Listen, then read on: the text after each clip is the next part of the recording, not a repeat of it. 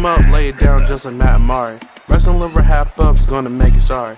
Feeling like The Rock cause I'm driving the Ferraris. And we coming every week and it's feeling like a party. Moolah Ric Flair, huh? Showing out like Bianca Belair, huh? Best podcast, flex it in the air, huh? From the rings and we win it, don't care, huh? No cap. Throw 'em up, lay it down just like Matt and Mari. Wrestling RHAPup's gonna make it sorry. Feeling like The Rock cause I'm driving the Ferraris. And we coming every week and it's feeling like a party.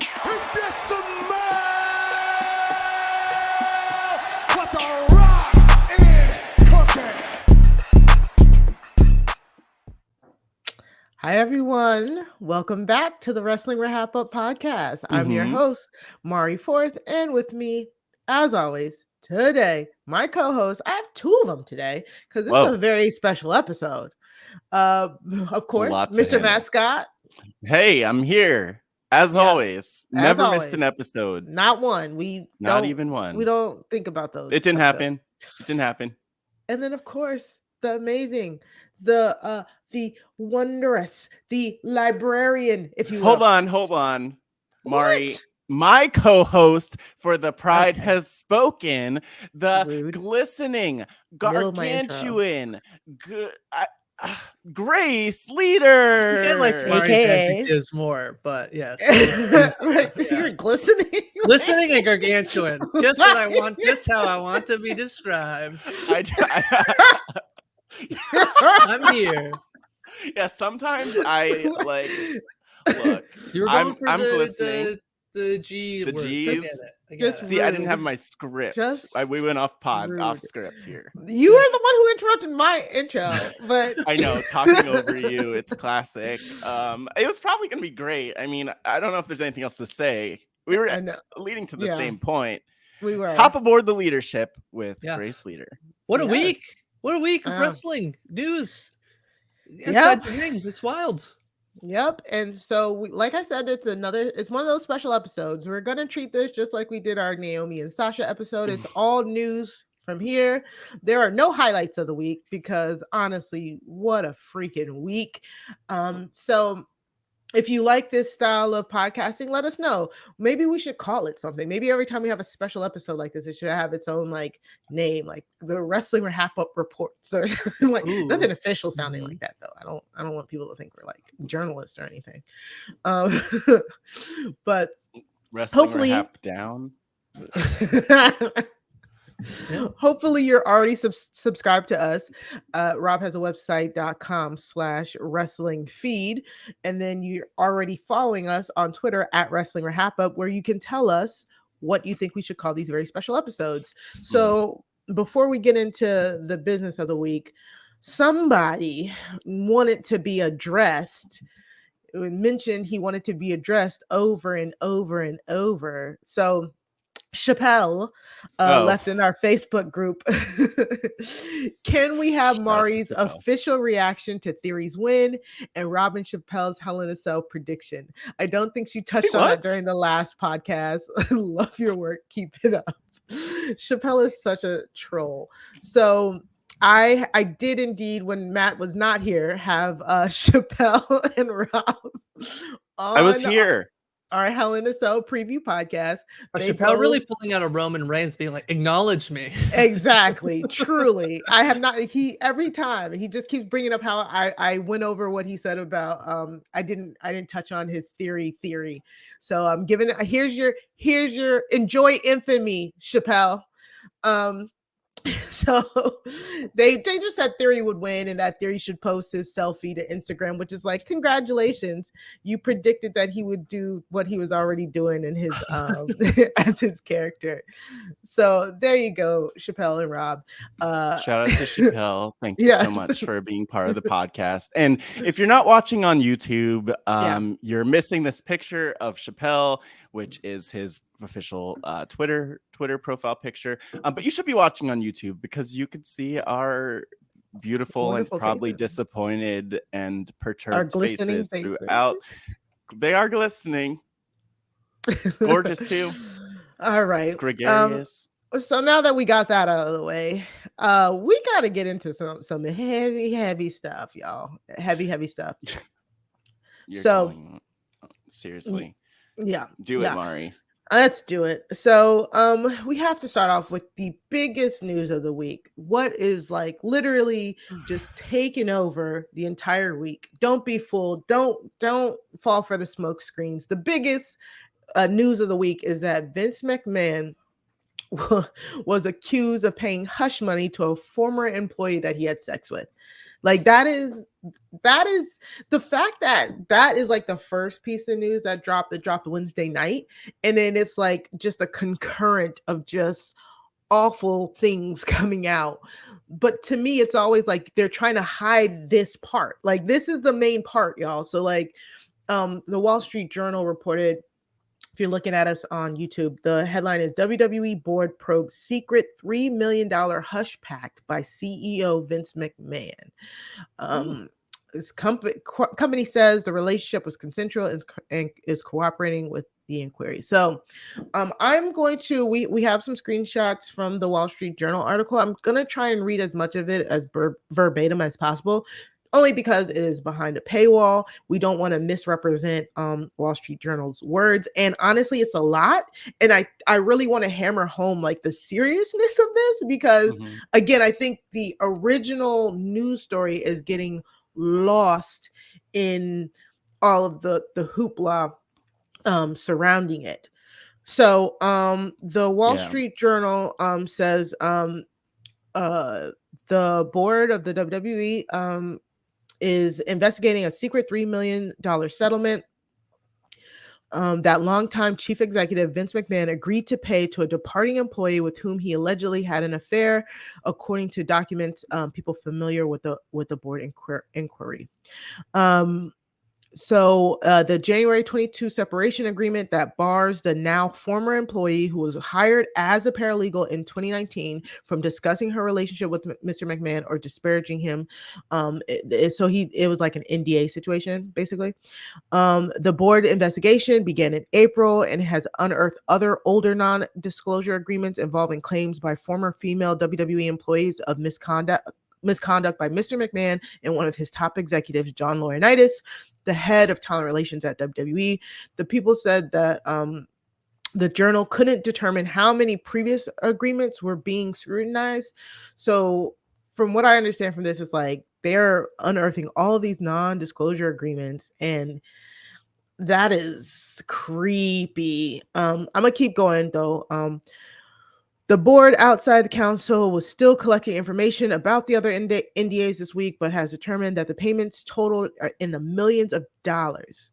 The board has 8 independent directors, have retained a New York-based law firm, Simpson, Thatcher, and Bartlett, to conduct the investigation. One of the people said the board's preliminary findings are that Mr. McMahon used personal funds to pay the former female employees who signed the agreements, including the one involving allegations against Mr. Laurinaitis. More broadly, the law firm also is assessing WWE's compliance and human resources programs, company culture, and a spokesperson for the company said that they are cooperating fully with the board inquiry and that the relationship with the ex-paralegal was consensual. He added that the company takes the allegations seriously and is dealing with them appropriately. McMahon and Laurinaitis didn't respond directly to the request. So any immediate thoughts on that before I continue with it's a very long. But basically an investigation was sparked and now it's leaking. Yeah. I mean, first of all, I didn't realize that this would be an episode of Crime Scene. So glad that you're here, Mari. Secondly, hey, WWE has a long history of like, we love a contract signing. We love legality and the rules. You know, that's all like what Steve Austin versus Vince McMahon is based on. Of like, I'm in charge and you're not, and I'm going to make you the CEO. All this stuff. So fits right in. I mean, honestly, if they took the contract signings more seriously, maybe they would actually not be in situations like this involving law firms and legal counsel and such. And so we're going to have a podcast where we bring in like all of the RHAP lawyers aka Melissa Denny, Ali Lasher, etc. to litigate this one.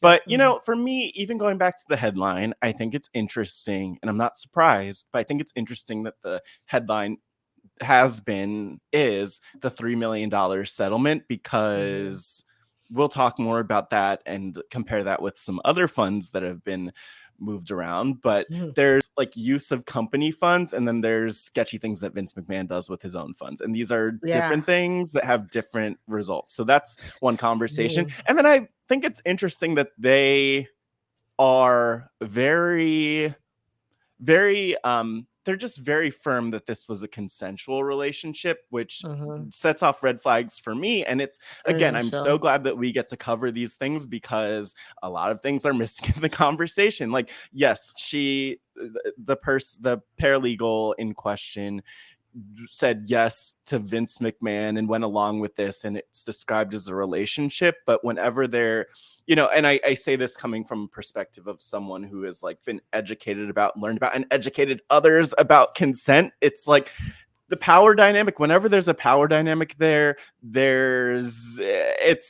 very difficult to establish. And some would say it's impossible to establish consent. Like, imagine a alleged billionaire, definitely multimillionaire, who is your boss. So those are two different power dynamics there that come into play, approaching you for a relationship. Like, I would say personally, it would be hard to say no to that type of thing for multiple reasons, if not job security / potentially getting $100,000 extra added to your salary.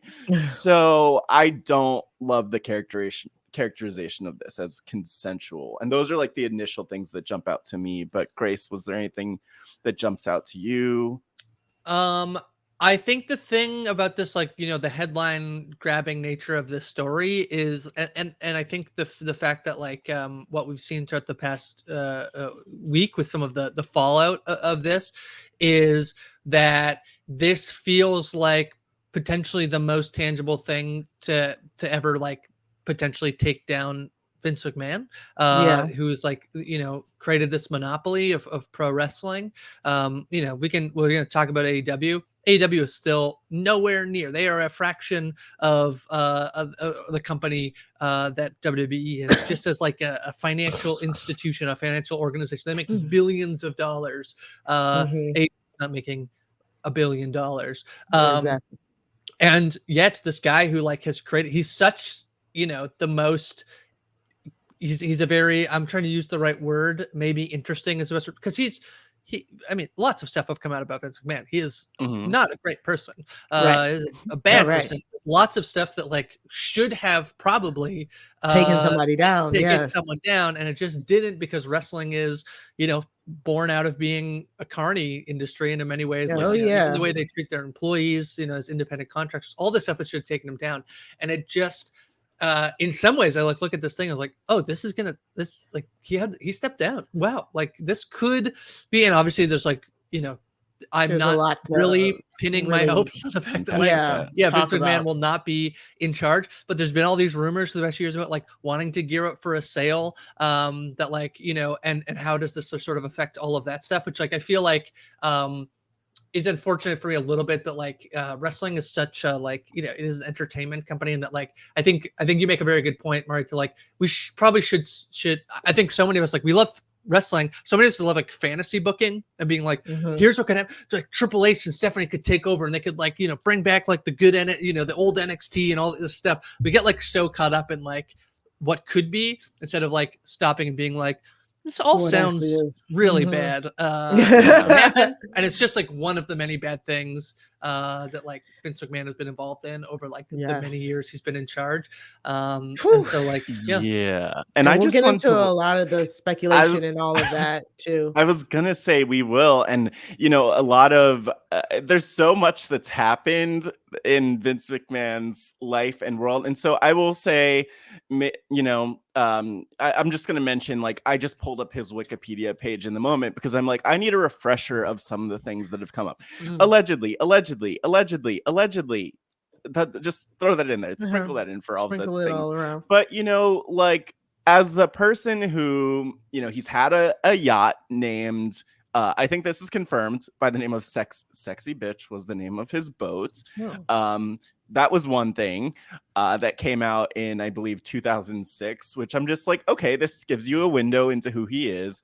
And then he has a whole section on his Wikipedia for sexual misconduct allegations. And it's like, and again, allegations, right? But I think that you know, we don't even need to go there about like what I believe many things that are included here as well. Let me keep going so then we can drag Mr. And McMahon. we can bring in more of that history too along the way. Exactly. So just going back directly to the Wall Street Journal.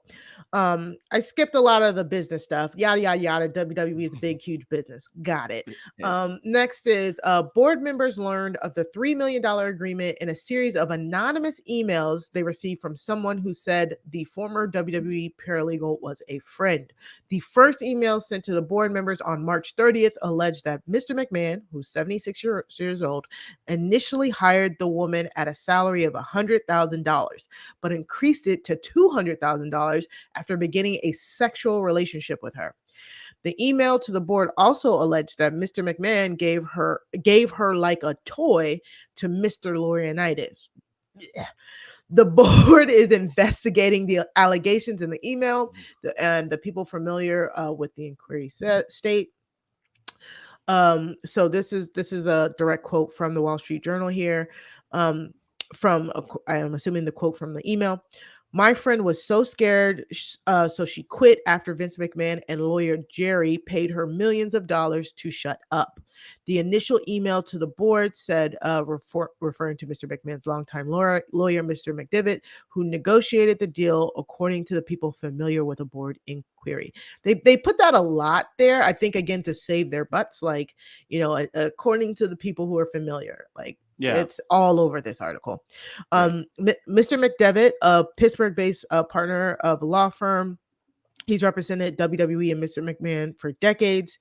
He defended them in the 1990s steroid trial, where the jury acquitted him. Like, this guy is like a shark. That lawyer, if you've not seen The Dark Side of the Ring on the steroid trials, I greatly suggest it, because I'm pretty sure he's on there, and scary man.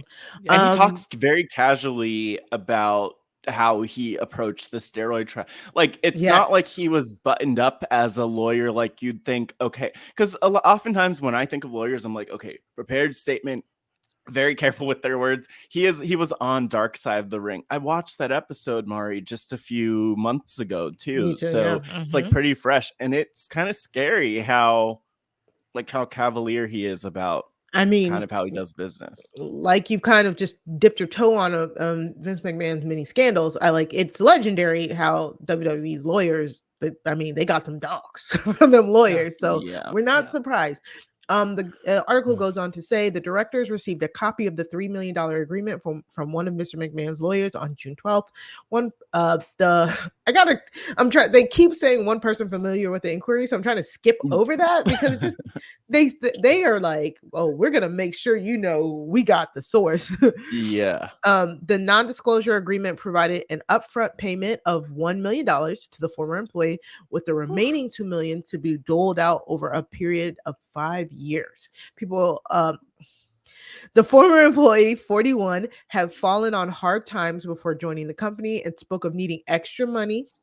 Said people who spoke with her while she worked at WWE, she said she had a law degree but had never taken the bar exam, telling colleagues that her career got sidetracked while she tended to a sick parent. The former employee moved from the legal department in 2021 to become an assistant to Mr. Laurinaitis.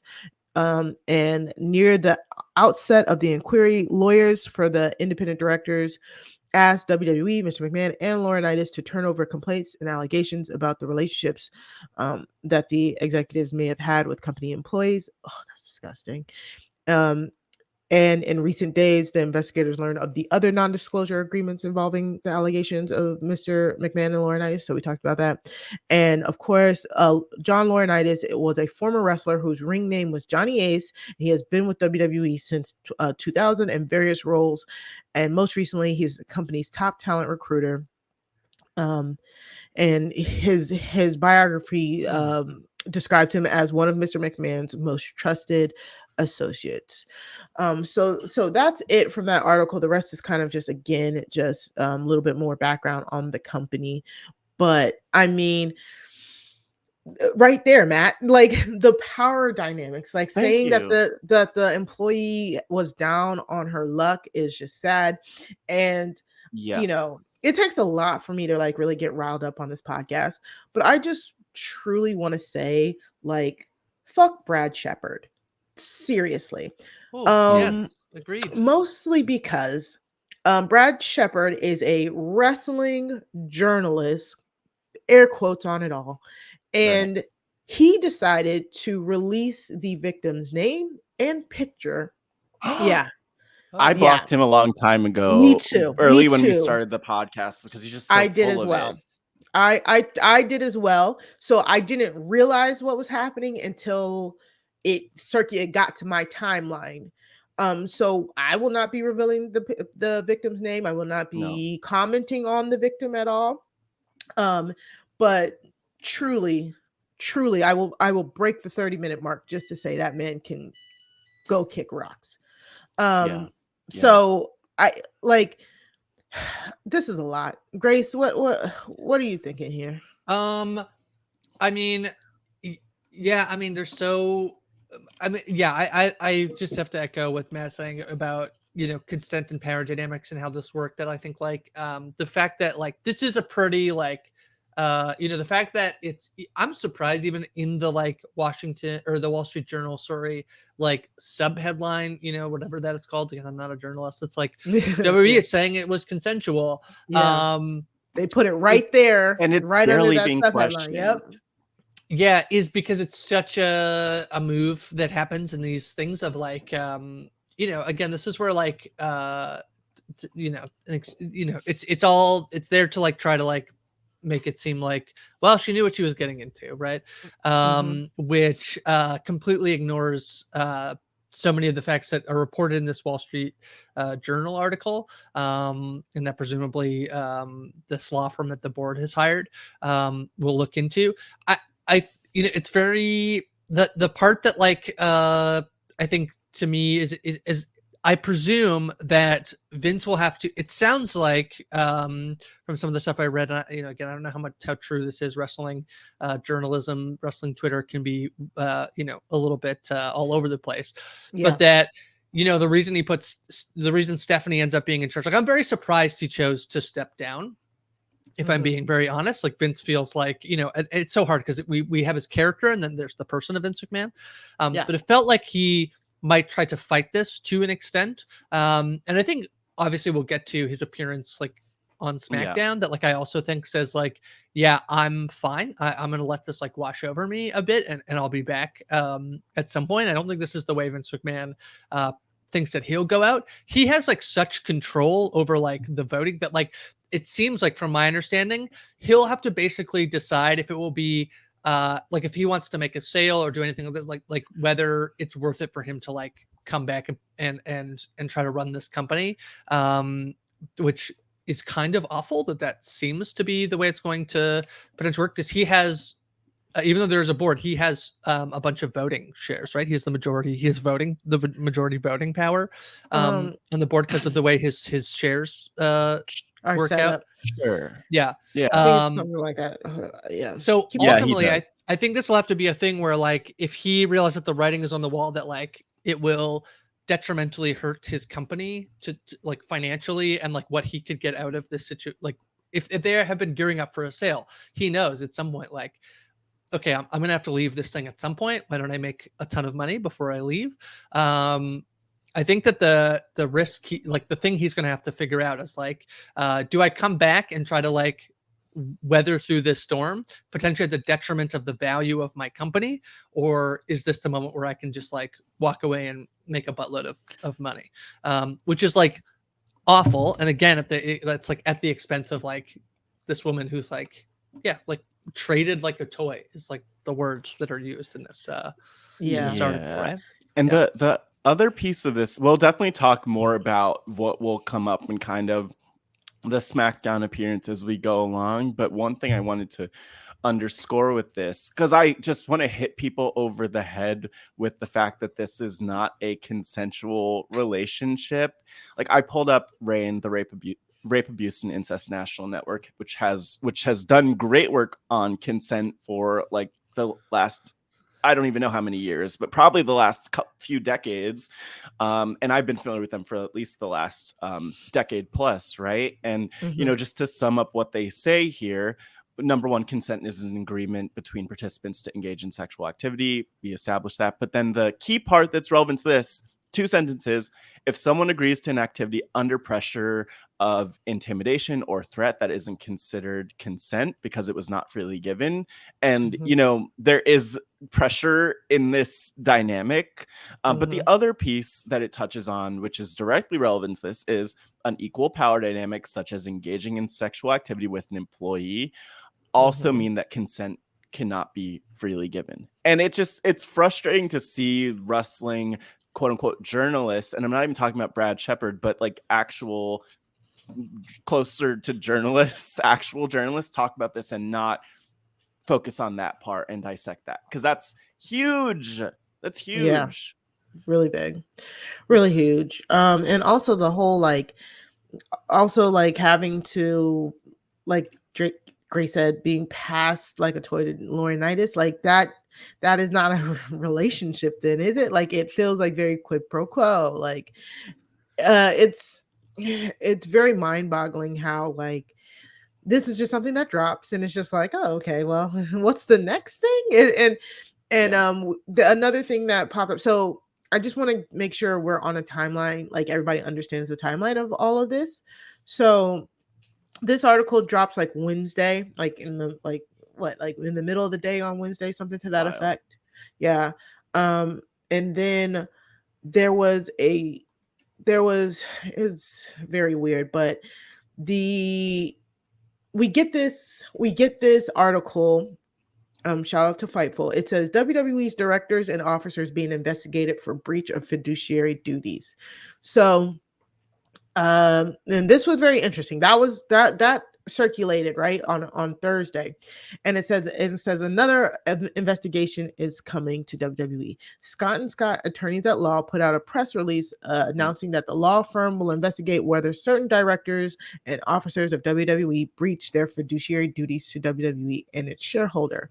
And so there is a press release from Scott and Scott, and I'm not really going to read it because it's very cut and paste. So when I first saw this, I was like, "Ooh, that doesn't sound great," right? So I did a little bit more digging. This Scott and Scott attorneys at law, they kind of do this for all like a lot of major companies, and the press release is very much copy and paste. And what it kind of seems like is almost like fishing for a civil suit. So I'll read the first paragraph here. Scott and Scott attorneys at law, a national securities and consumers right litigation firm, is investigating whether certain directors and officers of WWE breached their fiduciary duties to WWE and its shareholders. If you are a WWE shareholder, you are encouraged to contact the attorney Joe Pettigrew for additional information. Scott, director, they're investigating whether members of WWE's board of directors or senior management failed to manage WWE in an acceptable manner in breach of their fiduciary duties to WWE. Yeah, and whether their shareholders have suffered any damages as a result. So that literally, that type of structure, they, like, if you go to Scott and Scott, like if you Google Scott and Scott, they did that for Wells Fargo. They did that same kind of press release for let me see, it was another company. So it seems like this is like a firm that does this, and it might not seem as like as damning as one would think. It's basically a law firm that's dedicated to like settlements.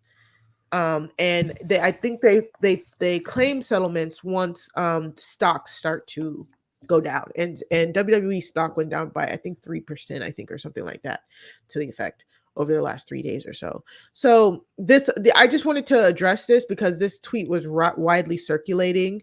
Let's see if I can put it in the chat here, Matt, so you can just post it. And and by the way, as you on that note, something I think is my big question here is like, could we be even more clear about like what the fiduciary duties are of the board? And to your point of it being like copy and paste, like that's one thing that I'm still interested in understanding. It's like, what are those duties exactly that the board needs to be held to?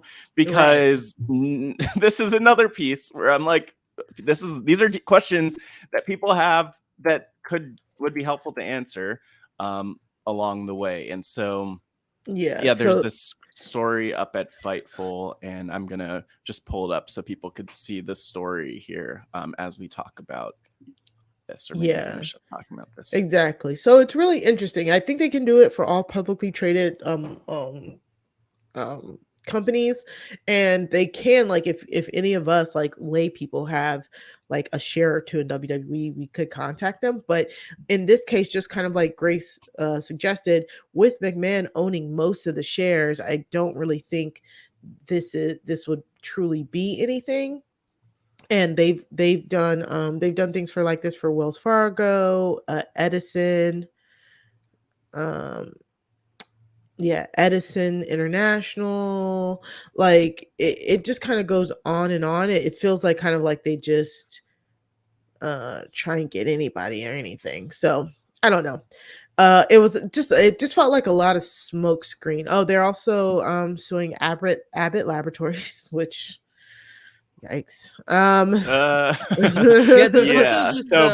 I will say, like, the other piece of this that I think is relevant, and again, maybe it's come up in other coverage of all of this, and we're definitely not going through this, probably for multiple reasons, but like even just looking at WWE, I would encourage people, including ourselves, to take a closer look at like what the corporate governance guidelines are. If you're looking at YouTube, you'll just see this page from www.com.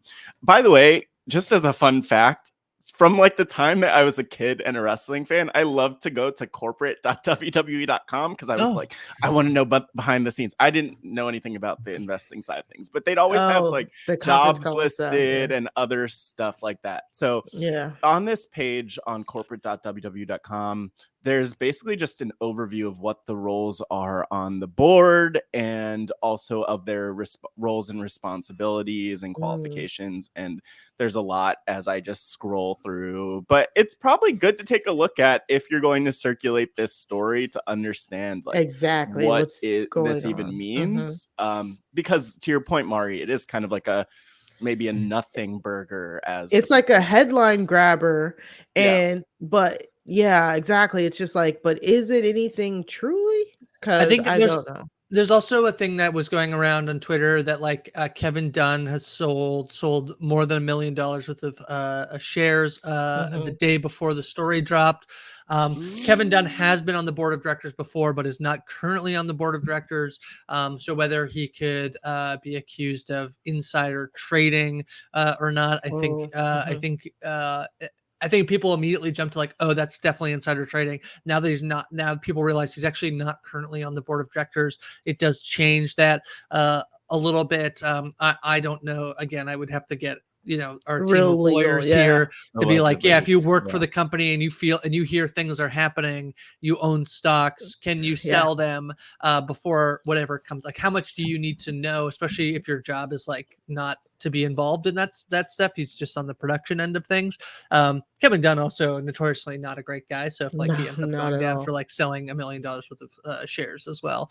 Exactly. So when we just want to point all this out because there's a lot of muddy waters. Like I said, there's a lot of muddy waters, and again, I think it might be purposeful to get your mind off the real crime here of like having sexual relationships with your employees that lead to financial restitution, like and stuff like that. So anyways, like Grace said, keeping to our timeline here, on Friday morning, Vince voluntarily stepped back as CEO of the company, and Stephanie McMahon takes over as the interim CEO. CEO and chairwoman. We got a press release from WWE. The board of directors today announced that a special committee of the board is conducting an investigation into the alleged misconduct by chairman and CEO Vince McMahon and John Laurinaitis, head of talent relations.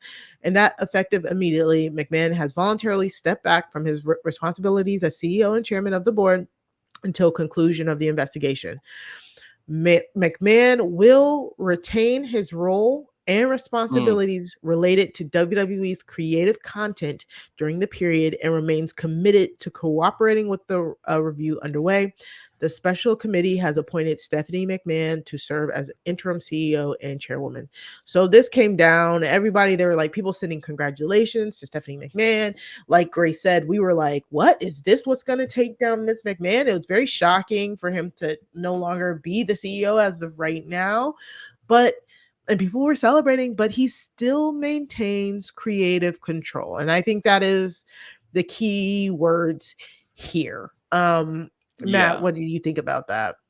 I mean, I think that going back to the wording of things, this is a situation where, like, I saw a Bloomberg headline that said something like Vince McMahon steps back from WWE. It was like the short of the headline, and that is not what is happening at all. He just is stepping down from his role as CEO. Stephanie, you walked through all of it, but that's the key thing I think people should understand. And the other piece of this is that if that wasn't clear even from just the story and what you read, obviously this man is still very involved in creative, to the point where he could say, I'm going out on, I'm going out into the ring despite everything that's going on. It's a mess. And the other thing I wanted to bring into it is there's the just the tweet from Stephanie McMahon about acknowledging all of this. And she says, until the conclusion of the investigation into recent allegations, I'm honored to assume the role of interim chairwoman and CEO. I love WWE and all it continues to do to entertain billions around the world. Great, Stephanie. By the way, very interesting in that she's in this position, because obviously she allegedly everything's so alleged, allegedly stepped back for personal and family reasons. There were a lot of rumors about why that was. Literally a month ago. A month ago, and then now she's back into this role, and it's, first of all I want to say is like very awkward Father's Day. But also it's like, what, you're putting his daughter into the role that, like, this makes no sense from even an optics perspective. Well, I think it does, because she's a woman, and this is a publicity stunt. This is all publicity. This is, this isn't anything like, I think a portion of it is publicity. She's a woman. She is Stephanie McMahon, and people, the moment she was named CEO, people were like, yeah, Stephanie, like Stephanie fan cams popped up. I was like, when did this happen? So, like, I mean, it makes total sense to me, I think. Here. I think it's a horrible idea, though, just from the like that, because that was my first thought. I was like, oh, okay, there's a woman in this position. I think it counts against her that she's a McMahon who obviously works closely with her father, who would do what her father says. Who would do what her father says, and who would be willing to step back when the time comes. They're not going to put Nick Khan up there, because he would probably never step back and do everything. I don't know if you two watch the TV show Succession, but I don't. This is real life Succession. An old terrible man who's like trying to figure out, like, if he has to leave the company, when he decides which one of his kids will like be in charge, and how to, like, and he has this daughter named Shiv who he like often uses to be like, well, you're a woman, so like come do this thing for me, you know. This is really like extremely real life Succession. I can't even believe it.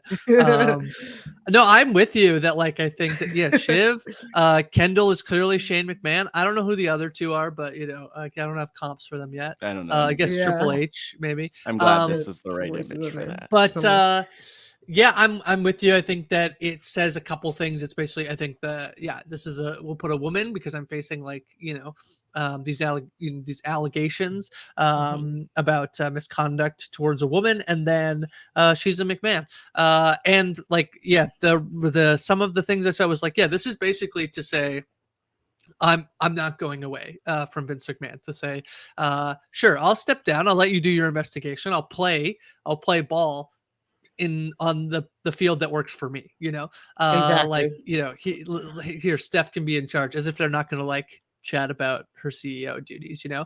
I mean, I think Vince McMahon sees himself in many ways as like untouchable. We talked about like his Wikipedia page and the allegations. It's also like the Ring Boy scandal from the 90s that like you can't believe that didn't take down, you know, a company, and yet, you know, they're still there. There's so many other things that like that I think he just views himself as like untouchable. He can step away for a moment because it's like it optics wise maybe feels like the right thing to do, but ultimately at the end of the day, Vince McMahon is going to do what Vince McMahon wants. So I don't have a ton of like hope for this, like meaning Vince McMahon is gone, you know. And so this segues into McMahon announced that he'll be on SmackDown. Everybody's like, oh my god, what's he gonna do? Oh my god, what's he gonna do? You know, I've come on this podcast and said I've not watched SmackDown in weeks, and it's true. But I was like, I'm gonna have to watch SmackDown, all right? So turn it on bright and early at 8:00, and Mr. McMahon came out and opened the show. And a lot of people clocked this because he's done this before. Honestly, they announced that he would be on SmackDown. Then later on in the day, they announced it will be in character. And so Mr. McMahon just opens SmackDown, basically explains then, now, forever, together. You know, his music hits. The fans are singing it, and then he just says, he just opens the show, flips the mic, and leaves. All of like 4 minutes, 5 minutes ish. Just also that's it. He before even the then, now, forever he obviously did not say a lot here, but he did the whole baby face Minnesota. It's great to be here, and you know, just trying to get them to pop. And they popped. He had them eating out of their hands. It was really disturbing. The reaction was, I feel like the crowd reaction was strange. So here's what I would say about I want to just address the crowd reaction, because the camera shots were all on people who probably have pictures of like posters of Vince McMahon over their beds, like, you know, fanboys of Vince fanboys of Vince McMahon. And so there's the camera and what it captured, but also the reaction and the sound of the crowd was very odd. And here's another thing I would just want to put out there as we like dive into talking about this, is that so generally, and I have to credit watching a stream with Fightful and Sean Ross Sapp for this idea, because I was like, what's going on? What's the latest news? And like on YouTube, normally you can't see the dislikes now, but there are these wonderful Chrome extensions which allow you to see how many dislikes certain videos have. So before we started recording, I downloaded the extension. I was like looking at different videos because I was curious how much they're disliked. The video, Mr. McMahon addresses the WWE universe from last night, SmackDown, June 17th, 2022, has like 655,000 views, 22,000 like thumbs ups or likes, and then 32,000 dislikes. So just putting it out there. And there are lots of videos that have like barely any dislikes. That is astronomical. I'll just say, I think that I listened to the video. I do think so. I don't think people in the audience weren't booing, right? I don't think that the people were definitely like cheering. I also think that if you listen to it, it does have a little bit of that like the piped in crowd noise, I think, as well, which to me, you know, this whole thing is some sort of PR, you know, It's PR dick swinging. move. It's dick swinging. That's what it is. Right. Yeah. So it doesn't that they would like pipe in. I mean, they do that a lot, but intentionally for this one, it's super disappointing to me to see like him. He just knows, like, God, the like, I don't know what it is. Like, it makes me a tad embarrassed to be a wrestling fan, if I'm like being totally honest. That like 1000%. he can walk out and these people will just cheer him after he's like been accused of something. And it's just like incredibly disappointing. If you want to, you know, all these people who are like, cancel culture has gone too far, watch this video. Watch this video. There's no cancel culture. It doesn't exist. It's not a real thing. Unless you're a minority. It's ridiculous. Yeah. Well, so but also on the video they definitely could pipe in the noises, and that's why I watched it live, because I wanted to see it live, and unfortunately I have a job to do, so I had to give him those ratings. So I'm pretty sure he popped the ratings just for that. I'm so annoyed. That got me so good. I was like, I'll tune in. I want to see what Vince is saying. And I tuned in for like 5 minutes. I didn't watch. I never watch live anymore. And so then I turned it off afterwards. But like, so annoyed. It's very annoying. I mean, that segment's like, going to be the highest rated segment like of the whole week. But who cares? Is it worth it? Is it worth it? It is, because Vince can go back and say, look, this is how they responded. I don't because like Grace said, the only reason why they would even if Vince didn't have the power, the only reason that the board of directors could even try and come up with a vote is if they can prove that he is hurting the company. The stock, like you just saw on WWE corporate, is down 3.64%. But if he can say, look, people are still turning in and for me and giving this positive reaction for me on TV, then there's not wrong. You know what I'm saying? Like it is a measuring stick. It truly is a dick swinging contest to be like, this won't hurt us. And I'm kind of afraid that it might not. Like you said, he survived Vince McMahon and cockroaches. Like he survived so many things that should have ended him, and unfortunately this might be it. This might too, so he might survive this too. So I mean, we'll see. All of this broke this week. I mean, I don't know. I truly don't know. Like, I don't think nobody's pressing any criminal charges against him. I don't know if the victim themselves even came out with it again. The Wall Street Journal said it was a friend who had sent the emails. I would be surprised if the victim didn't know about the emails being sent and all of that, but I guess we'll see. I guess that's the biggest thing. It's just like, we'll see. The other thing we should say though too is that timing is everything in a lot of cases, and it's like, sure, the allegations / confirmed just horrible things that he's been part of over the last several decades, really. Like, there's a difference between something coming up in the 1990s or even the 2000s as compared with 2022. Like, even if you just look at the story, there was a story of him, I think from 2006. I don't have it pulled up right in front of me, of like him and inappropriate behavior and alleged inappropriate sexual misconduct with someone in a tanning salon in Boca Raton. Like, these things, I think that there's a lot to be said with where the culture was at the time, because even in 2006, 2005, like, we were still very much in a, American Pie culture of like, oh, this type of behavior could be laughed at and celebrated, and things have changed a lot. And I think the thing that could make a big difference with Vince McMahon now is if there were high profile voices who wanted to actually call this out. The other piece is if there were talent who were actually willing to call this out. But again, we see the influence of money, and I don't want to give up my job for the sake of pushing for the right thing if I'm getting paid millions of dollars, or if I'm being paid hundreds of thousands of dollars, or if I have star power. And so everyone's in a tricky situation, but we need people to speak up and to say something and be willing to push back, or else it's not going anywhere. I think the other thing that could come out of this is, I think that there is still opportunity for potentially other shoes to drop here, that like somebody else comes forward, is the other thing that I think could, again, everything is alleged, but like it would not surprise me if we saw like there's more than just this, this thing that has happened, right? Well, there's the Johnny Ace stuff, the Johnny Ace related stuff where it's like, there are these payments to different people with hush money and all of these things. And so that is a whole other conversation. So let me shed a little bit of light on here. If you go on your Daily Smart app where you can get all your wrestling news, there is an article here from WrestlingInc.com that says, under what conditions can the WWE board fire Vince McMahon?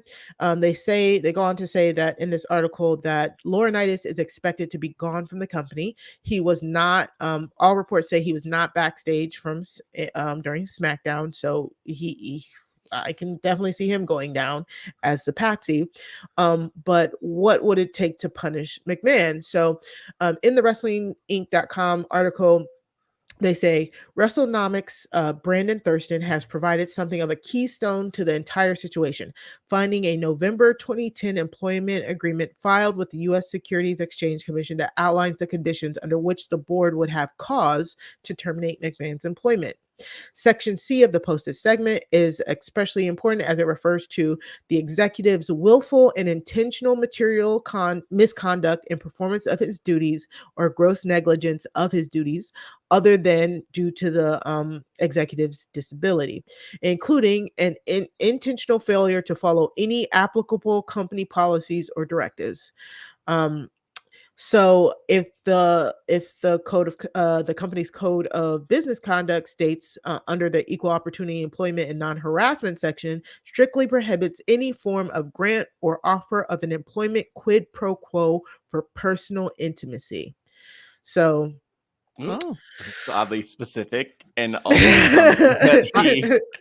something that is oddly specific for good reason, dealing with him. I do totally agree with you, Mari, that John Laurinaitis, and almost it feels like he was brought back to eventually take the fall for something. But I would agree, and I am very worried as well that like they might say, all right, bye, John, who only came back a few years ago. That even maybe less than a year, that they'll say, well, we got rid of John, but the relationship with Vince was consensual, and so exactly, it's all good, and but look, we've gotten rid of somebody. Again, it's an exact storyline from Succession. And I will actually I would love if Johnny Ace was gone as well. Sure, agreed. I mean, the 2 would be great. 1, I guess. Yes. By the way, just to close the loop on something that you referenced, Grace, and correct me if I'm wrong here, but so following his tenure as an on-screen performer in 2012, Laurinaitis was relieved of his backstage executive duties and returned to his original role as a road agent. And then, so that was 2012, where he was taken out of his executive duties, and then he became head of talent relations again in so he's been there the whole time. 2021. So he's been there. Yeah. And then he's had different cameos on screen. But it sounds like he has been a road agent. He took over head of talent relations after Mark Carrano was fired, right? Yes. Yeah. March 2021. Yeah. Oh my god. So he took it went from worse to worse. Yeah. Okay. That's real. All right. Yep. Is that's it, right, Matt? Yeah. All right. Thank you. So we will continue with these developments. You know what? Silly us. Looks like we need an ad break. So silly we'll us. Be back. Okay. So let's get into something that's going to be very, very hard for me. So on Wednesday night, it was like Wednesday night at 11 o'clock, early Thursday morning, wrestling journalist Raj Giri. Again, he is, he is a wrestling journalist, but I mean, that term is very loose. Who isn't? And I will also just throw in there that one of the things that last night I heard was just so we give a lot of credit to Fightful as being a very accurate source, and they've proven that in a lot of ways. And Sean Ross Sapp gave a shout out to Raj Giri, recognizing his work too. So I would say Raj is up there. He's a step up there. Yeah. Especially over Brad Shepard. He reported that Sasha Banks has been released from her WWE contract. Like, again, they dropped the Vince story about the sex with the employee. Then later that night, Sasha Banks has been released from her contract. But saying it in such a way, we've never seen somebody released from their contract, but it's never confirmed. It wasn't confirmed by WWE. It still hasn't been confirmed. I was like, as the Sasha fan, I was like, I don't believe it. I will not believe it until Mercedes herself tells me that she will not be with WWE. You know what I'm saying? And I was just like, y'all are literally, they want us to be distracted. Like, that's what I was truly thinking. Like, you want us to be distracted. Sean Ross Sapp said he could not confirm it that night. He had been working throughout the day on Thursday. But it seems like there's been no confirmation from WWE. But there's been no denial either. Like, it's been really weird. So, and of course, Sasha's been trending for the past 2 days. There's been like all sorts of different receptions. It's like, yes, our girl is free. And, people like me are like, oh my God, this sucks, but then people are like booking her for Stardom. What about Hollywood? Like, and then of course you get the people that are like, oh, well, she deserves it. She's a crybaby. She deserves to be let go. It's been the fan reaction has been far and wide. Again, she's been trending for 3 days straight. And on Friday night, an hour before SmackDown, Wrestle Purists reported that Wrestle Votes claimed that their sources agreed that she has been released. Like, again, Wrestle Votes and Wrestle Purists, okay, not sure about them. They said that they had one big talent backstage and one worker backstage confirm one talent and one big backstage name believe that it's yes. true. Yeah. Sean Ross Sapp is saying that his sources are like, they haven't heard that. They Talent don't Relations know. hasn't heard it. Like, the people he knows in Talent Relations know nothing about this. Nothing about it. Yeah. Says a lot. And so and then we get another story reporting that Sasha's lawyers are currently working on a release for her, but that's unsubstantiated. So we don't know what's happening. Like, we truly don't know what's happening. Like, it feels like this morning and as of yesterday, people are confirming it as gospel that Sasha has been released from her contract. But again, there's been no report from WWE, which is literally the main way we know, like, dirt sheets are great and all, and their sources are good, but that's the main way we know that people are let go. Like, I can't think of a time that a talent could be let go, like, undercover and us not be not be confirmed by the company itself. Like, I feel like that just does not happen. I wonder if it's just this is a bit inevitable that the lawyers are working on it is a thing. Exactly. And I wonder if there's something similar at play in terms of do you remember the first time Brock left? And this did not hold up because he was eventually able to go and wrestle in Japan. But the contract agreement was like when they released him was basically you can't wrestle. I think it was you can't wrestle at all, and then it ended up being you can't wrestle in North America. I could see that if Sasha's, I am not sure that I see Sasha immediately just going and going to AEW, going to Stardom. Yeah. I think the more likely path is she's going to try her hand at acting. She's been in The Mandalorian. I think that that makes some sense to me. Obviously, Snoop Dogg being her cousin. I wonder if what they're working out is that WWE is trying to a bit force the hand of you can go, but you can't wrestle, you want to leave, we'll let you go as long as you say you're going to Hollywood and trying to do that. And obviously when they tried that with Brock, it barely held up. He was then able to go to Japan and wrestle for a bit before ended up coming back. I just wonder if that perhaps is is Yeah. something that might be happening. At this point, I see that. Like at this point, I also think it's also a way to get us prepared for that, you know, like that the inevitable Sasha Banks will be released. It probably is just the lawyers, at least at this point, trying to hammer out the details of her release, because at this point, Sasha's done everything she can do in WWE. She's said it. She's done. She got her dream. Her dream was to main event WrestleMania. She did that. She's got her win at WrestleMania. Of course, it's not like how she envisioned it, but she did get her win. Right. Mhm. She's won all of the titles. Unfortunately, she's only had one title reign that over 3 months. Like, Right. They I'm love to, speechless. yeah. Yeah. So, They're but playing other than that, Sasha's done everything. She's had match of the years. She's inspired a whole generation of wrestlers. And so for her to be this big of a talent and to be treated this way, I agree. If this is what she wants, then she should go, because she needs to find her value somewhere else. And then we'll see. Like, if she comes back, she comes back. If she doesn't, there's no way that she falls off the face of the earth. Mercedes Varnado is not falling off the face of the earth if she's not with WWE.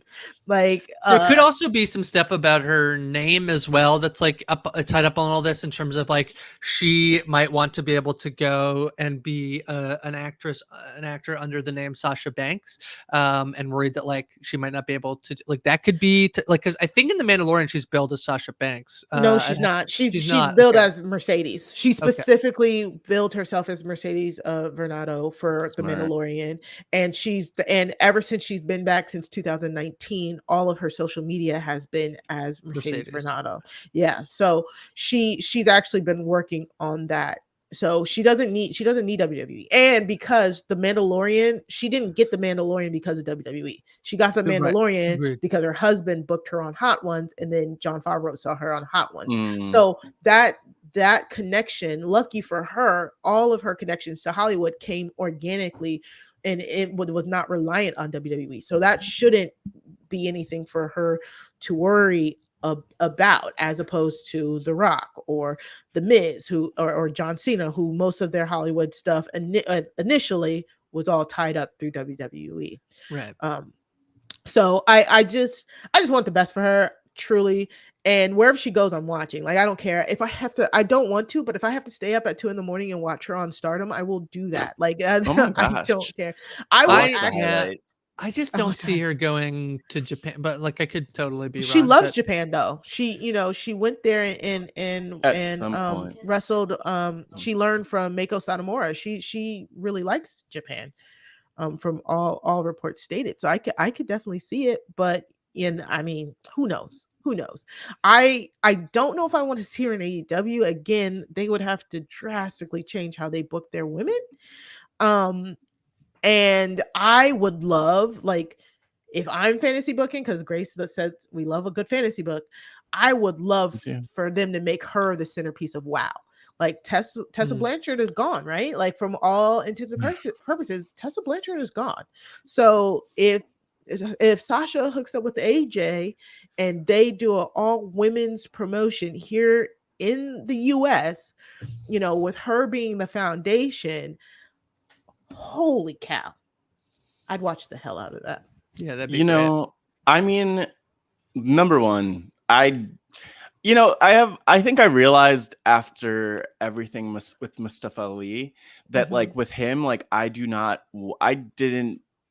wanted to see him leave WWE, because clearly there was an urge to leave for his happiness, and I don't want to see Sasha back in WWE. It doesn't seem like a healthy environment for her. I'm glad that she seems to have been preparing to stand on her own outside of that, probably going back to that WrestleMania, whatever you want to even call it, them losing the championships, Bayley and Sasha, 2019, and and so her mental health break.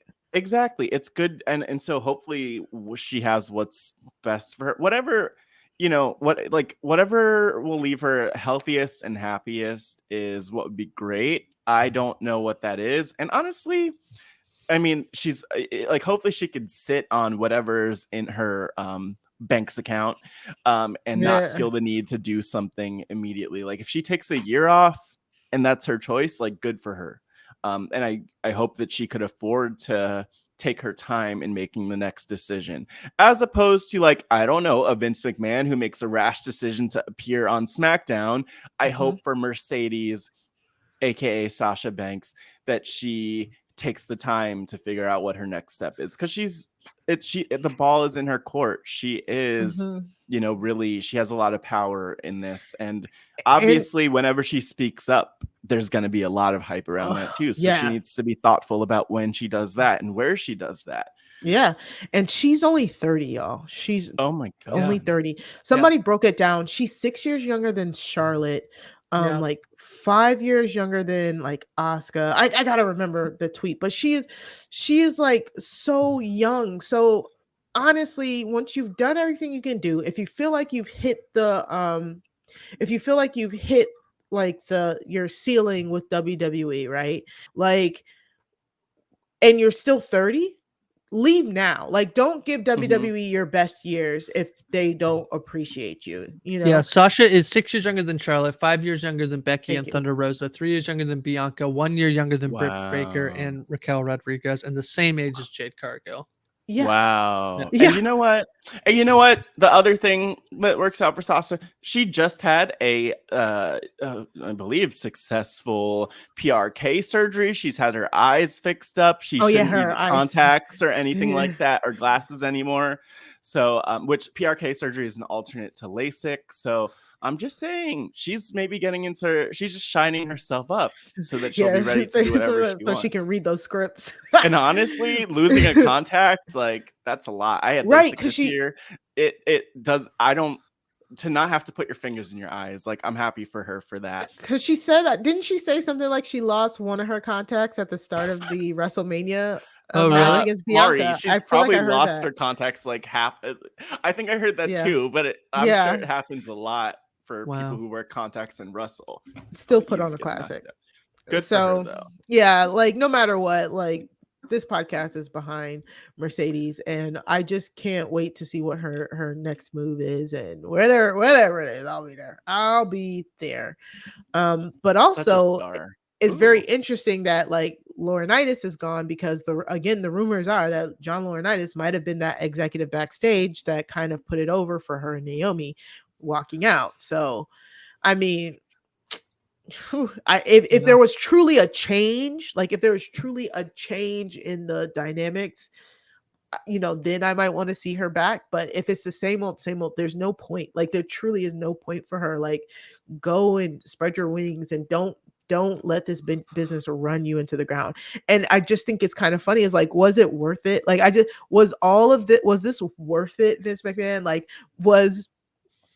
Sasha was gearing up to face Charlotte at WrestleMania for what we, all intents and purposes, could have been her first singles one-on-one win at WrestleMania against Charlotte this year. And you let Ronda Rousey make that phone call, push Sasha to the side, start this domino effect to where now one of your biggest female stars is gone, and you have a dud of a champion in Ronda. Charlotte's gone. Like, was it worth it? Like, was it worth it? Like, Ronda is not even pulling the ratings. Like, the ratings are down. SmackDown's ratings have been in the fucking dirt ever since Ronda took over. This Vince McMahon segment will be the highest popping segment in like the last 2 months. Sure. And I just want to know, was it worth it? Because I don't know. For all the wrong reasons, obviously. Exactly. Like, that's what it will always go back to. Like, is he gonna apologize? Of course he's not gonna apologize on SmackDown. It's Vince McMahon. He shouldn't even be on SmackDown. I keep coming back to that. I don't want to get caught up in Vince with this. Yeah. With Sasha, though, I mean, what I'll say is that it definitely wasn't worth it. Right. And also, at the end of the day, like, I keep thinking, Grace, obviously we do the Pride Has Spoken, talking with LGBTQIA survivors. And what's interesting is that, Zeke Smith, who was the first out trans contestant talks about, is Survivor a healthy place for anyone? Is it a healthy place for trans people? And there's a big conversation on that.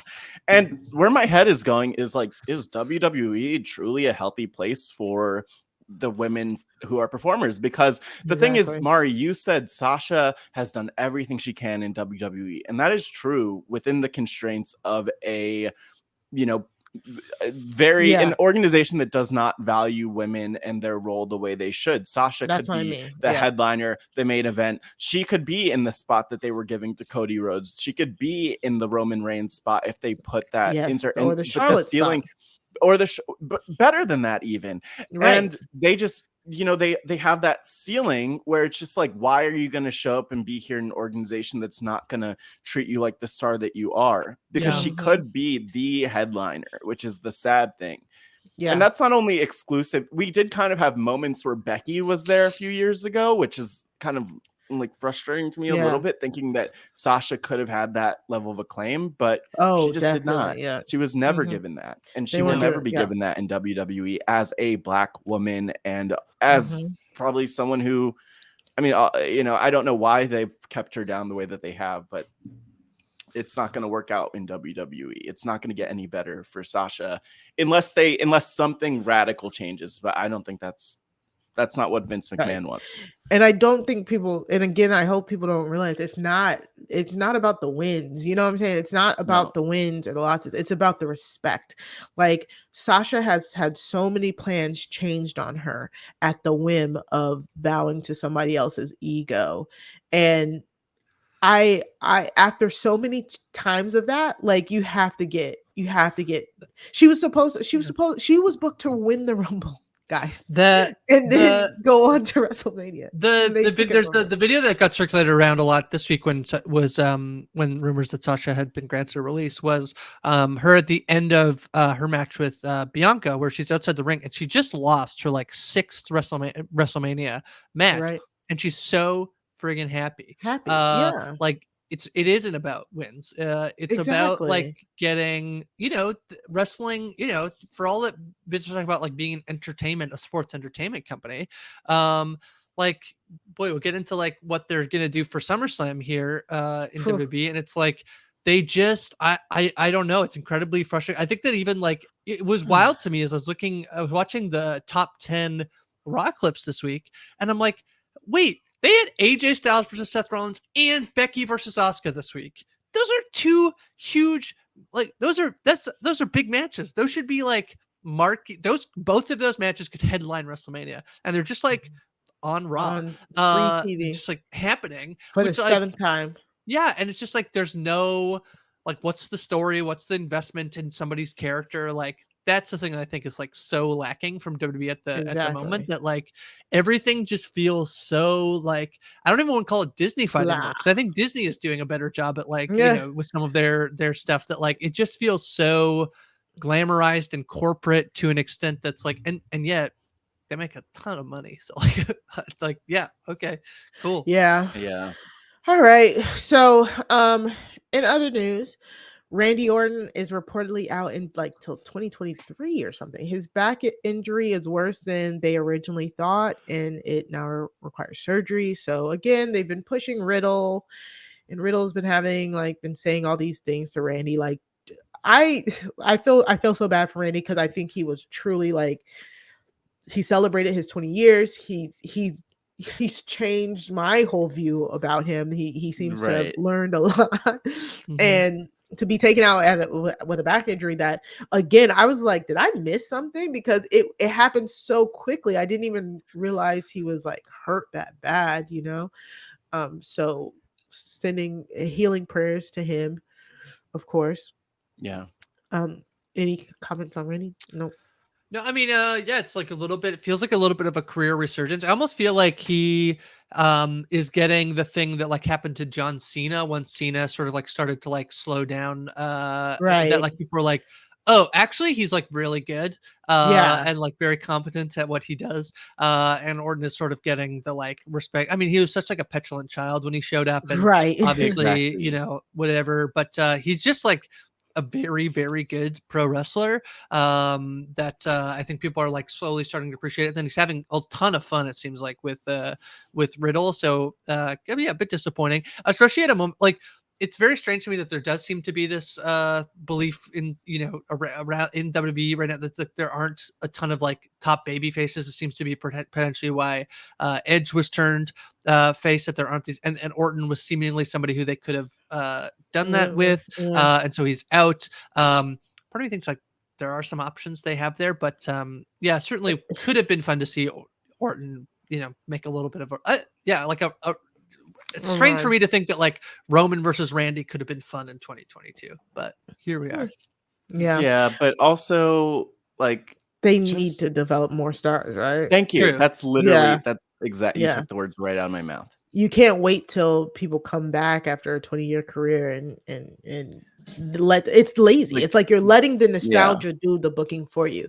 And it's just like these matches, Becky and Asuka, AJ and Seth, you're letting the performers with talent try and get themselves over off of bad creative. It's just so lazy. Also, shout out to Big E. I think he threw away the neck brace. Oh, nice. Yeah, I forgot to include that. Yeah, I saw that, and it was. I mean, hopefully that's a good sign. We're I'm hoping assuming it's a good sign, but not holding my breath for when that return happens. Unfortunately, referee Dave Hebner passed away at 73. That's Earl Hebner's brother, right? Twin brother. Part of one of the greatest storylines in wrestling history. It's so brilliantly stupid is that so the storyline is that like the referee screws up Hulk Hogan in a match. Hulk Hogan realizes that is this a twin brother? No, that's not a twin brother. Ted DiBiase paid for this man to have surgery to look exactly like Earl Hebner. That's the story. Absolutely brilliant, tremendous. Sad day for us. They did. And by the way, my theory is that they were going to do something like that with the Elias Ezekiel thing, pay someone to have the face surgery.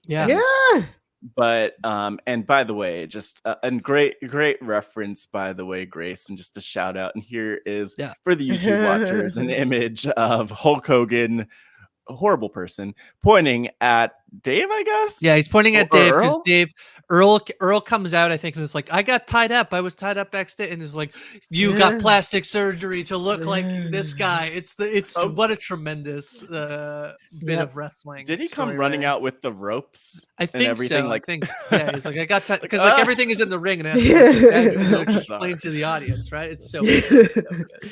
Oh my gosh. I wish that was wrestling today, just give us just find twins everywhere and then more twins, twin magic everywhere. Twin magic. Honestly, wouldn't that be wild? Two staples of pro wrestling is twins and then fake brothers. Two people who aren't actually brothers, but they are. Bring it back. Tell us they're brothers. We do have the Usos and all that. Yes, the Usos. Yes, which we need more twins though. Which goes into our next thing. Oh. If you did stick around at SmackDown, the main event was Riddle versus Roman Reigns. The stipulation was if Riddle loses, he can never challenge for the world title again as long as Roman Reigns is champion. What a great way to like make sure that like you want to try and build a baby face. It's like, you can lose me a little bit on like Riddle being like this big baby face, but let's never give him a title shot. Roman is the champ. That pops. Love that for us. I know. I was like, oh wait, what? He'll never have a shot again. Yeah. Okay. So he lost. The crowd seemed into it. I don't know. I wasn't listening.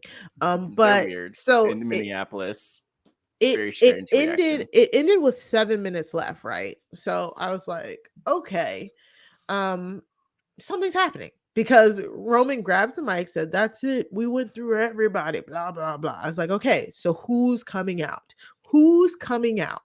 I'm like, somebody's coming out. There's gonna be people coming out. Somebody's coming out, and it was Brock. It is Pride Month. Yeah. Great point. Brock Lesnar music hits, And we get Brock Lesnar and a Roman stare down, and then Brock Lesnar beats everybody up. And who cares? Who the hell cares? I've never seen this before. We've beat everybody, including Brock Lesnar. But here's we Brock just went back. full circle. Brock Lesnar. It's announced. The news is announced that it will be Brock Lesnar versus Roman Reigns at SummerSlam in a last man standing match. I do not care. I don't care. I don't care. Would this be the third time this year? Maybe. They didn't fight before WrestleMania. Right? Oh, the day one. They tried to. They were supposed to fight at day one. They didn't fight at day one because of Roman having an injury, maybe. Yes. And then Brock won the COVID, championship. I think, right? He got COVID. That sounds right.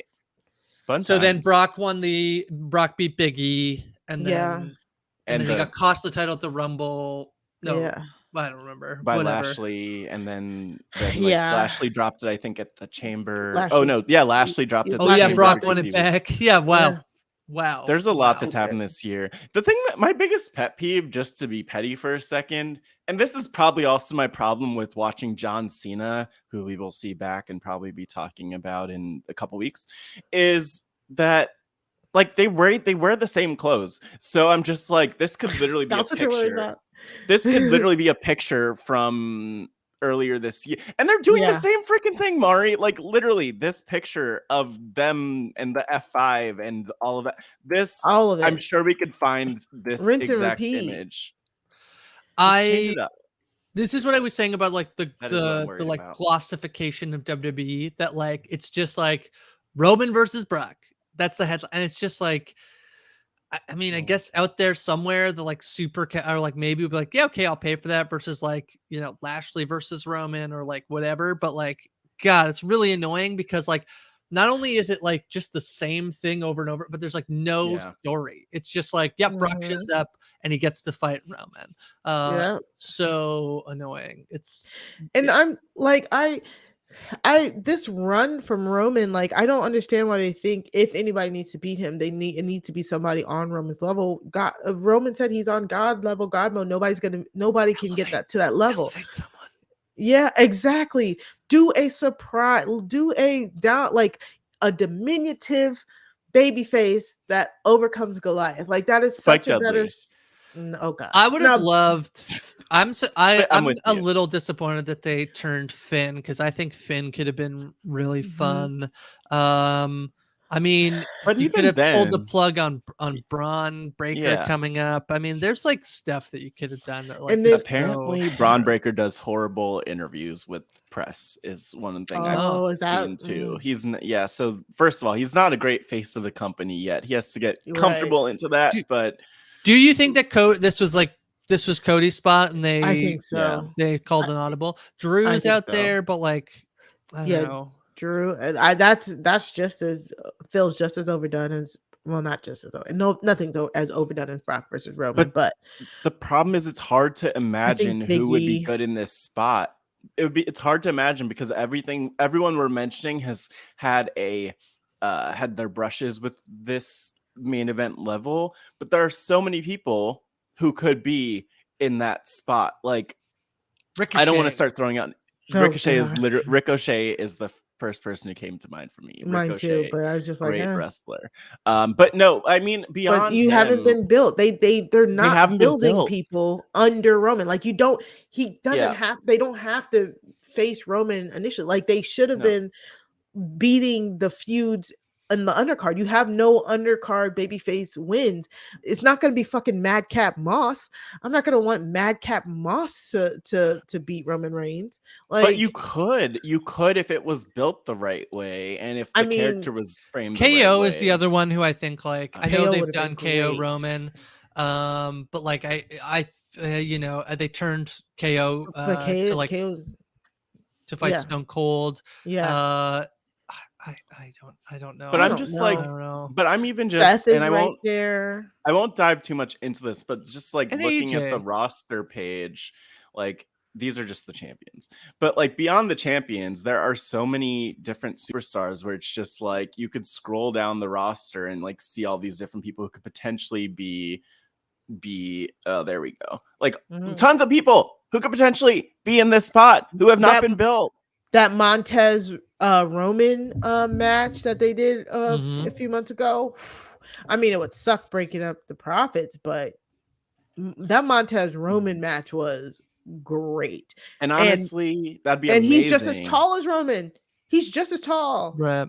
That used to be the factor skinny. Of who succeeded and who didn't. I know. And then also the skinniness factor that is. But so, if you talk about like a Goliath David type situation, if Montez beat Roman, the freaking roof would blow off the place.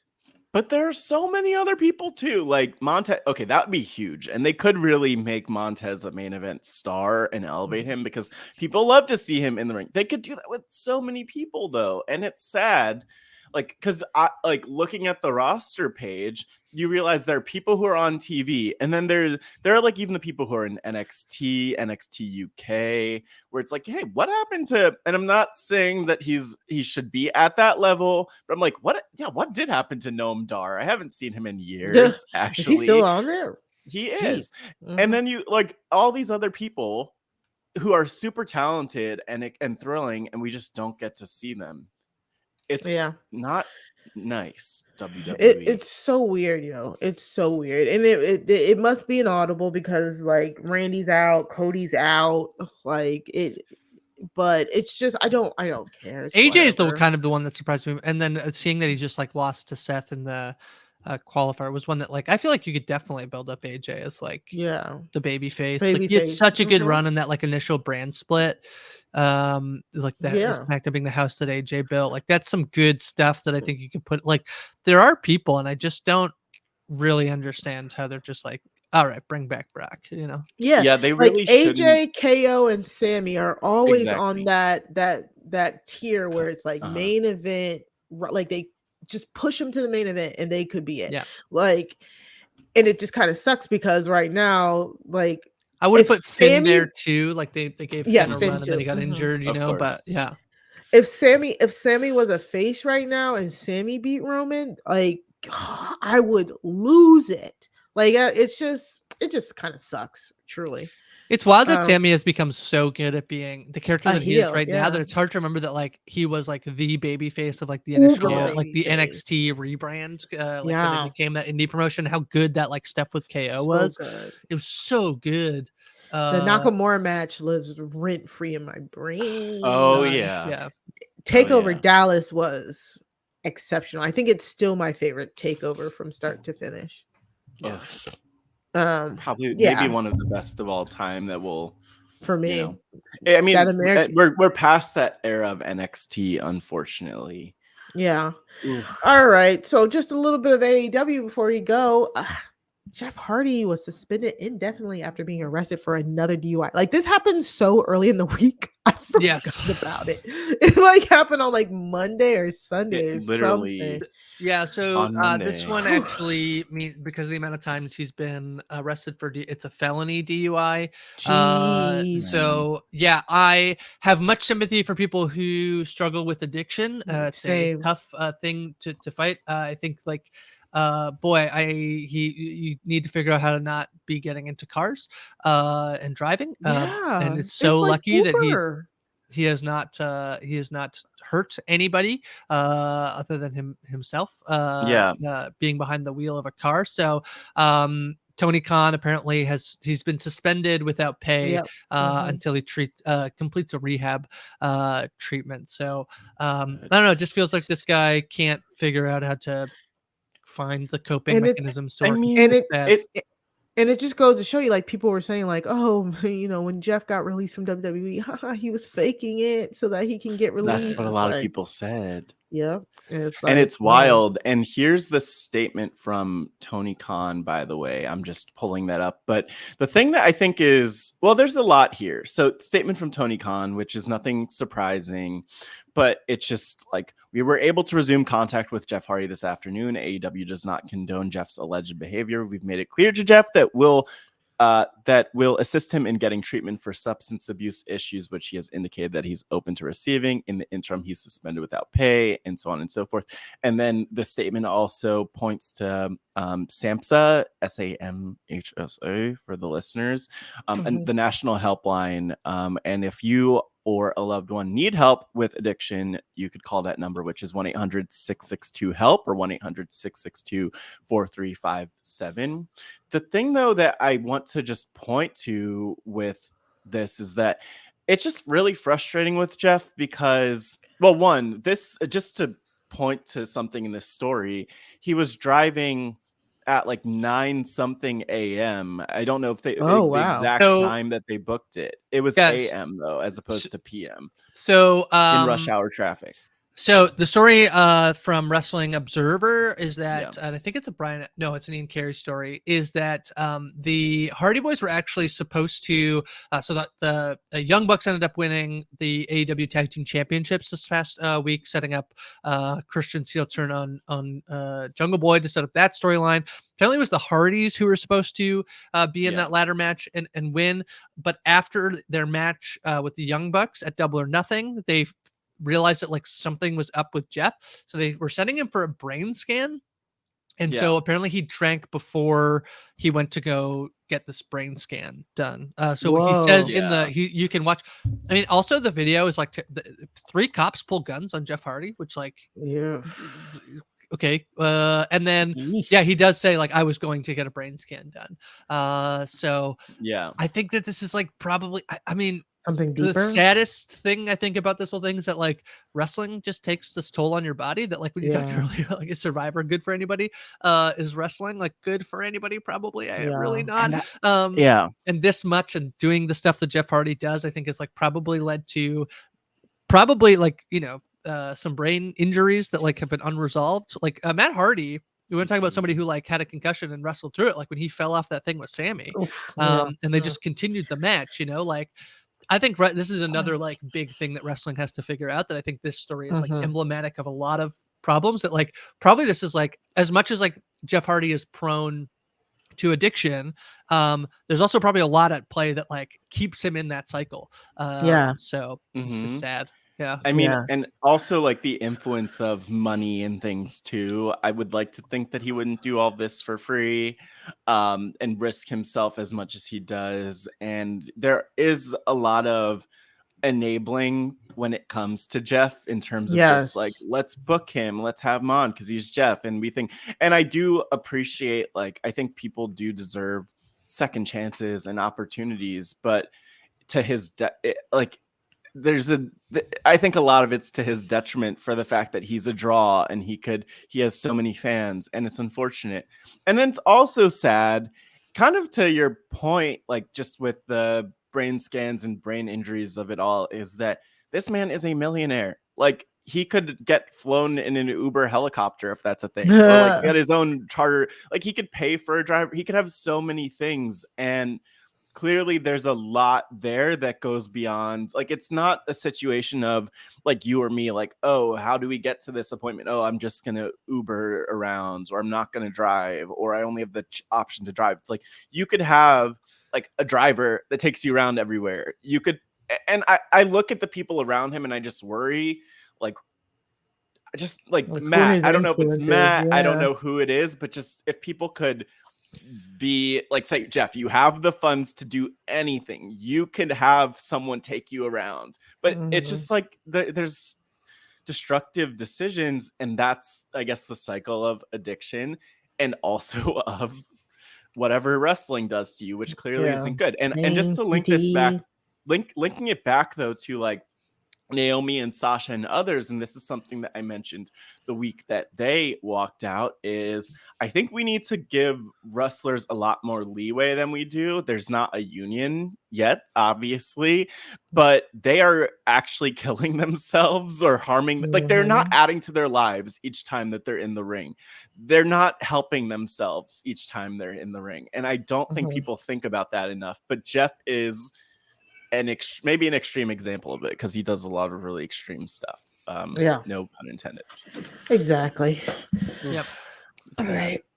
Anything else real quick, Grace, on AEW? I know they kind of had like a little they were Forbidden Door, right? They're which is they do a lot of this. They don't run a ton of pay-per-views. They do have a pay-per-view coming up, not this week, but next weekend. Next weekend. Their Forbidden Door pay-per-view, which looks like it's going to be it should be very fun. The title situation is a little bit like it's very messy. I think they super had to call an audible with Punk being injured, and so they set up this sort of like eliminator thing to try and figure out, but they ultimately just like were like, yeah, okay, we'll just have John Moxley fight Tanahashi for the title. It was kind of weird the way they like tried to figure out a way to like make it feel like it was a tournament of some sorts, when we all just kind of knew, yeah, they're probably just gonna have Moxley face Tanahashi, and Moxley probably will become the interim champion. CM Punk is injured. I really like the interim champions. I really like that. And then like, because I did it with Cody and Sammy as well. I think that's really fun rather than like vacating the title. AW, like, I think that like they have such a bloated roster at the moment that it can feel kind of tough. I thought this show was one of the better shows in a while in terms of like how much fun stuff. They're very clearly Ortiz, who I'm a huge fan of, had this wild moment this week with where he lost to Jericho in a hair versus hair match. And as he's shaving off his own, they had a barber, but he's like, no, I'll shave my hair off. And Eddie Kingston's with him. And as he's just shaving his hair, he just keeps going blood and guts, blood and guts. It's like for me, like it feels like a star making moment almost with Ortiz. They're clearly setting up like the Jericho Appreciation Society versus like this oddball group of like Ortiz, Kingston, Santana, some other guys in there that they'll do blood and guts with. And the Christian heel turn, I think, is really fun as well. I think it's a really good example of like with the stuff we're talking about WWE in terms of like, yeah, he's clearly like a big name that they're using, but they're going to use him to build up Jungle Boy, I think, which is going to be super, super fun. And I think Jungle Boy, he's always been considered a pillar of AEW. But I think like he's sort of been like stuck in, I think the pillars are a little bit of like it felt like a really cool thing about a year ago, and now it feels less like a thing. They have so many people that like the idea of this pillars, but Jungle Boy is still somebody who I think could be like a mega star for AEW, but he's never had like a story he can sink his teeth into. And I think this thing with Christian will be really, really fun. I'm really looking forward to that. The women's division needs some work, but Toni Storm is gonna face Thunder Rosa, which should be pretty fun at Hidden Door as well. So, or Forbidden Door. It's at Hidden Door. Yeah, Forbidden Door. So are the titles on the line? Because so the title is on the line for Mox and Tanahashi. So it is on the line. It's for the interim world championship. The women's world title is on the line with Thunder Rosa and Toni Storm, which isn't really a like Forbidden Door match. No. Orange Cassidy is going to challenge Will Ospreay for the United States, like the IWGP championship. And there is a Ring of Honor and IWGP tag team title match with FTR, the United Empire, and Roppongi Vice. And then they're going to crown their first ever AEW All Atlantic Championship. I'm kind of like, wow, I don't think you need another championship. I kind of liked how few AEW has, but they are crowning this All Atlantic Championship. So far, Pac and Miro have qualified. So it'll be a fatal 4-way match. So the tag team, is that just... So would the championships change hands in the tag? So it's a winner take all match for 2 sets of titles, which is FTR's ROH championship and the who else? Who's the current IWG? I guess the United Empire or the IWGP tag team champions. Yeah. Jeez. Okay. Yeah, it's very like interesting. You watch a show and like there was something on last night where like there's like I think it was Dax Harwood fought Will Ospreay, and there's like 3 title belts from 3 different companies like hanging around. AEW is like, this Forbidden Door thing has been, I don't know, I think it's kind of fun, but it could be, I could also see where it'd be like, I am confused. Like apparently the ratings, they had the lowest ratings. I don't give a shit about ratings, but they apparently they have the lowest ratings like ever, tied for the lowest ratings or something like that, and the speculation is it's just people just don't know the NJWP people, so maybe it was confusing. So the other piece of this that I just want to mention, and I don't know, Grace, if you have more to add to this, but some of the stories that I've seen come up around Forbidden Door have been the fact that so NJPW has a working relationship with CMLL in Mexico. and obviously many AEW talents have worked with AAA, while CMLL and AAA are kind of like feuding and not on the same page. They haven't been for a long time. And so there are a lot of talents who've worked with AAA who are not being permitted to work the Forbidden Door pay-per-view because the big one. Andrade and Lee was mentioned, and some others have kind of come up in that conversation. But yeah, it is unfortunate that that's getting in the way of like Andrade wrestling Will Ospreay, for example. So that sucks. Will Ospreay. That's okay. But yeah, it's not great. By the way, I will also say, just because I mentioned Andrade, biggest troll of a headline I saw the last week was top WWE star accompanies Andrade to like AEW event, and I was like, oh, who's that? And it's Charlotte. Yeah, naturally. His girlfriend. So, yeah. yeah. I think the Punk wrestling news and Daniel Bryan injuries hurt them a little bit, especially because I feel like I was a little disappointed to see Punk beat Adam Page, because Adam Page is probably my favorite wrestler in wrestling at the moment. Talk to him.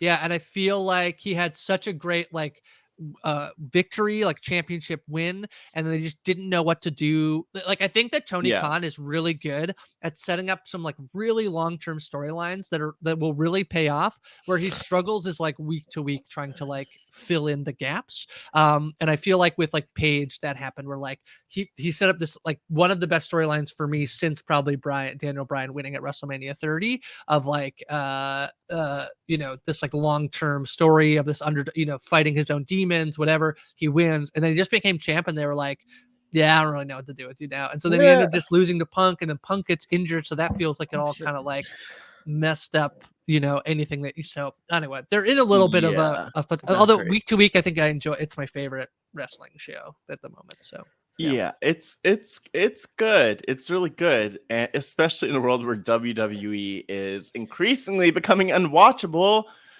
So let's hopefully all of our faves just go to AEW, and hopefully Sasha becomes the their AEW roster World is so Champion. big. I want Sasha to be the AEW World Champion, and for them to send the product around for the next 3 years.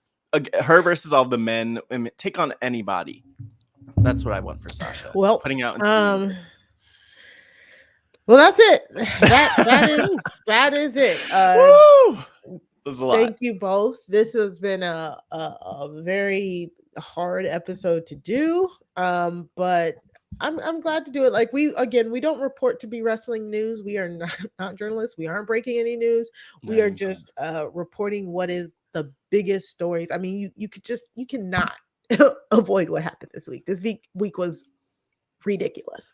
It was wild. So I hope you guys enjoy this. Again, we'll take suggestions for names for these types of episodes. There will not be a highlight playlist this week because again, no highlights. But Grace, can you tell the people what you're up to?